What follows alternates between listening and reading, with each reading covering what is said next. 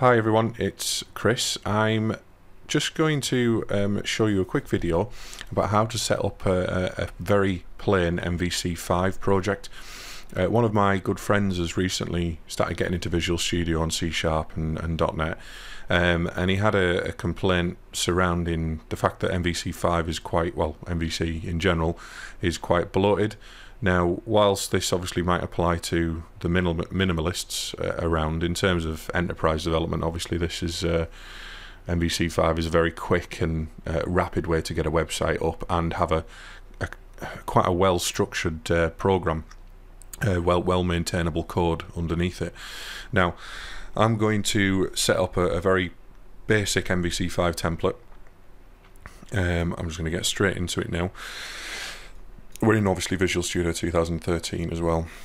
Now, MVC5 by default needs .NET 4.5.1.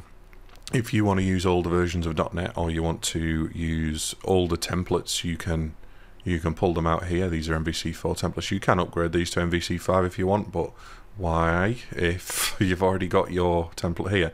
So let's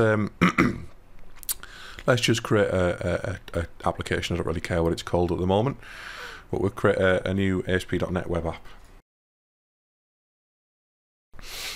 So the first prompt you're presented with is basically select your template type. Now, I haven't used a few of these. The SPA I've used, web forms obviously I've used, MVC I've used, and web API I've used. In fact, I haven't used the Facebook one. That's the only one. What I'm going to do is I'm going to use the empty template, but I'm going to show you the most basic MVC template that Visual Studio will allow you to create. I'm not going to select any. In fact, let's select MVC for now. It'll do some of the work for us. MVC, the MVC template here, obviously selects MVC, but it also creates additional authentication stuff, and there's a lot of bloat that you don't really need. This is again for rapid application. Get a website up with a login system. I think this now uses the new OAuth authentication in .NET 4.5. But anyway, so we'll go for the empty one for now. I'm going to select MVC because I just want it to scaffold some very basic stuff for me.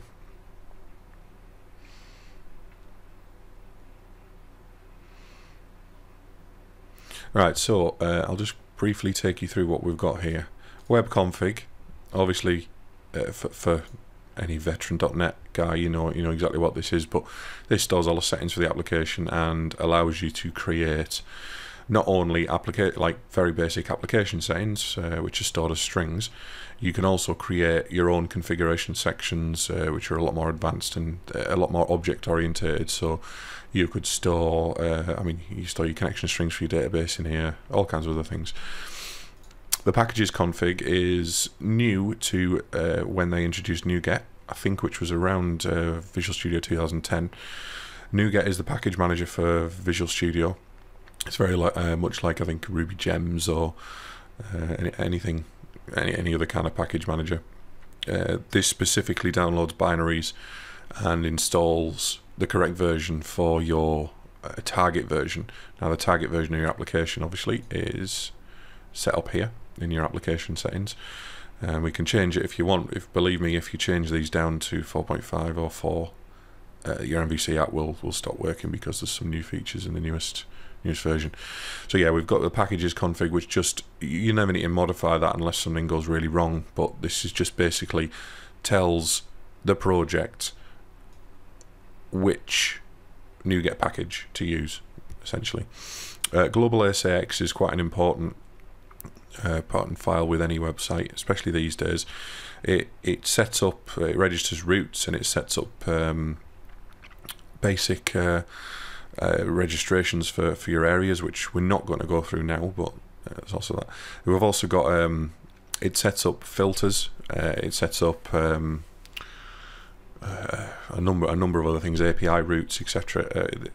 It all depends on what you're doing again, but we're just going to leave it as this for now. What it's doing, it's just registering some routes.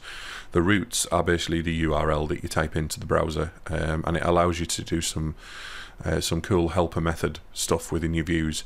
So you can basically type html.action link, and that will show you a link to a particular route on your website. you can do some pretty funky stuff with routes. I've done some pretty advanced stuff in the past.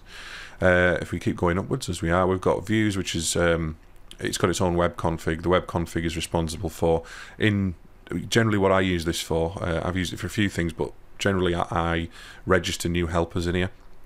So if I've created a custom assembly that's got some HTML helpers in it, I will set them up in here. Now as you see, this has created web application 1 being this one. Anything that's in app code, which there isn't a folder here at the moment, will be immediately available to the views without you having to use a using statement.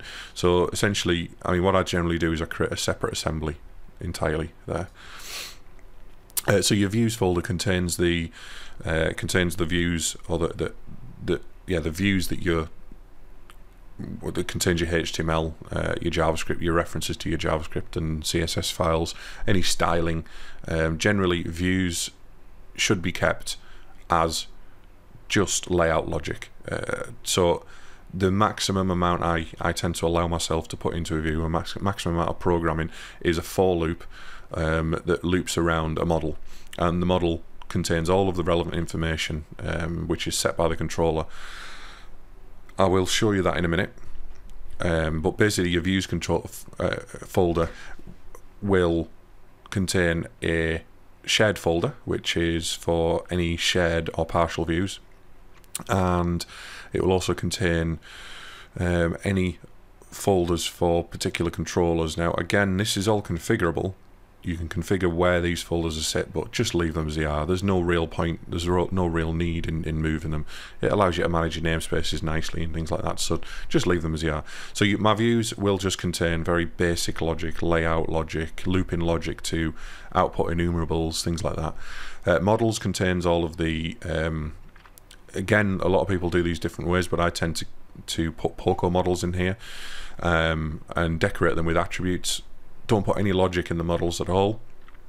Older style of object orientation was that you would put a lot of the logic in a model itself, so you'd initiate things in the constructor and you'd create methods for getting variables or doing particular tasks within the model.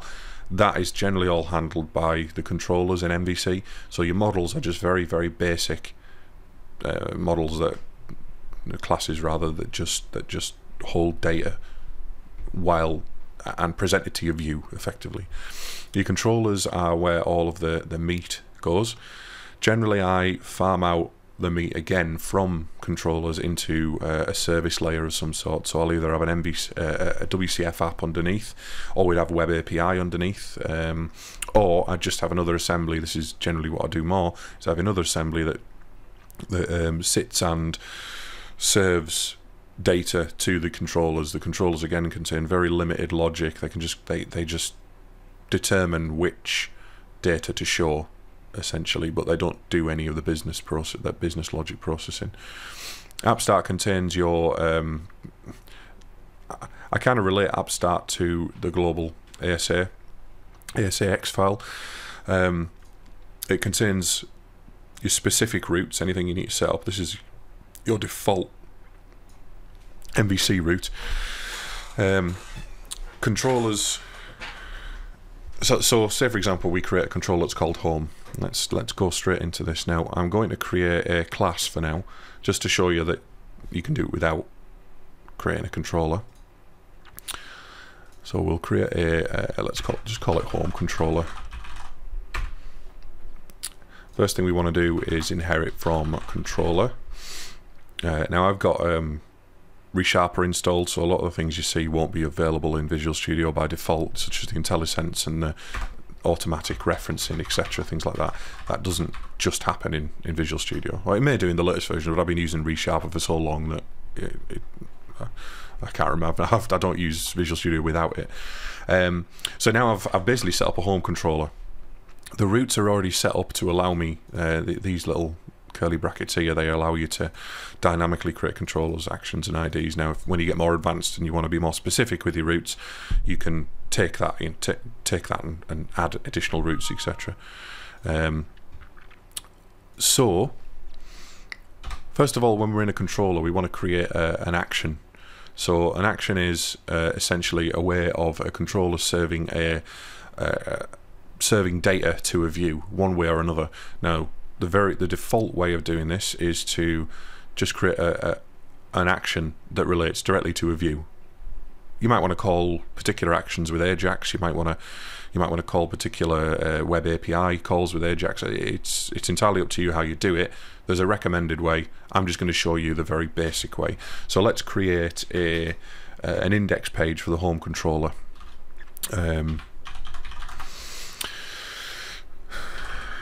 No, it's action result. Now,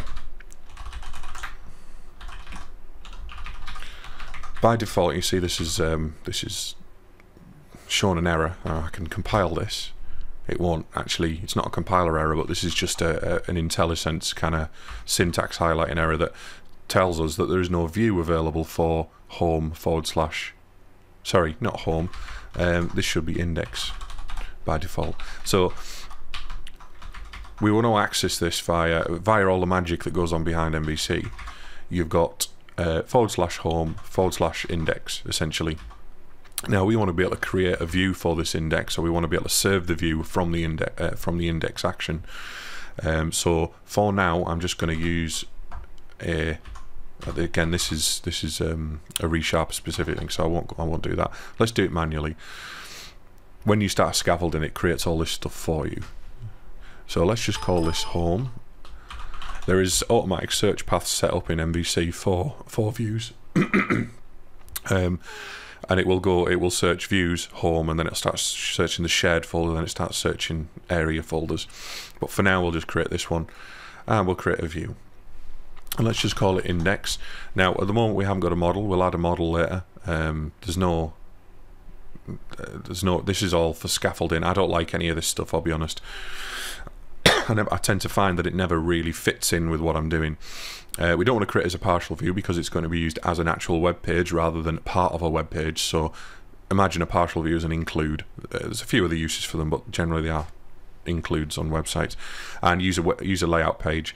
The layout page is, we haven't set one up at the moment, but if you just select that and leave it empty, it will use, oh, it even says there, it will use the layout page set up in the view start file. Right, so we'll just create the index view. That took a bit longer than I thought to just create that. Oh, it also created layout. That's nice, actually. And I think it's imported Bootstrap as well. That's a little bit annoying, I'll be honest with you. I wasn't expecting that, but not Bootstrap. It's just jQuery. It's imported. It's a little bit annoying. It's set things up for Bootstrap, and it's using some. It's a very, very basic template. But basically, now that has now come out, you can navigate to the view directly via F12 or whatever key you've got it bound to, but this will now serve the index page when I go to /home /index. Let me just put something in the index page. So now, fingers crossed, never works straight away, but you never know. This should just display hello world. There we go. It does. Good. Okay, so that's a very, very, very, very basic MVC site. There's nothing more to it than that for the time being. There's loads more. I mean, this is just the start. There aren't many other things that are required, to be fair, and I'll be honest with you, you can get rid of the scripts that are being inserted here. We don't need that. The best way to do that is by going to manage NuGet packages and install packages, and let's delete all of this stuff that's... Again, I quite like unobtrusive, but we'll take this out if you're not interested in it, and then it's gone because it's the other two weren't being used by anything but that package. So NuGet is pretty intelligent when it comes to that. So that's a very, very, very basic website, and it works. Now, I'm just going to show you one other thing before I log off. I want to associate a view with the home page. So say, for example, the home page has a list of news articles on it. So if we go here and we say, right, actually, I want to, on the index page, I want to be able to send it a model. Now, So again, do this any way you want. I don't tend to do it this way, but I'm going to create one. So let's call this new index model. Now, for the time being, again, I could create it automatically there, but I'm going to create it manually just to show you how it works. And we'll create a new class. Just call it index model at the bottom. And that's it. We've now got a model for the index. Let's just put in an enumerable and we'll populate it manually. So we'll create IEnumerable. In fact, let's make it a list, just so we can add things to it for now. And let's just have it as a string. And we'll call them news titles.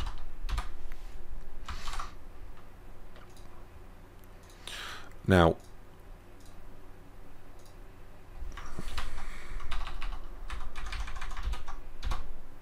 for some reason my resharper isn't working there, but let's just add the using manually. Using new. That's what happens when you don't name your namespaces properly.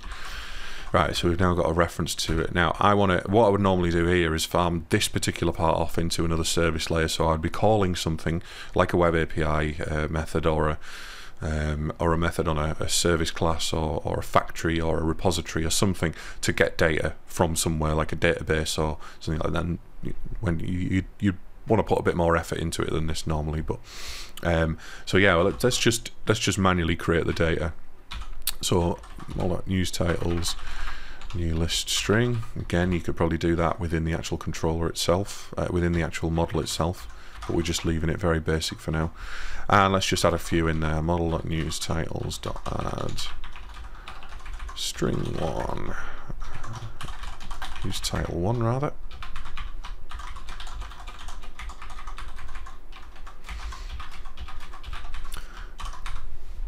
Now, in order to get this to the view, you can't just do that, you have to pass it into the view like this. Now this then, I mean, this should work as it stands, I think. I don't think there's any issue with that. It'll still run the index page, but the index page doesn't know about it, so I can't actually start using this view in the index page until I tell it which model to use. And we're going to have to give it the full name again, models.indexModel. And now we've got an access to the model. Let's just put a unordered list in here and do a for each.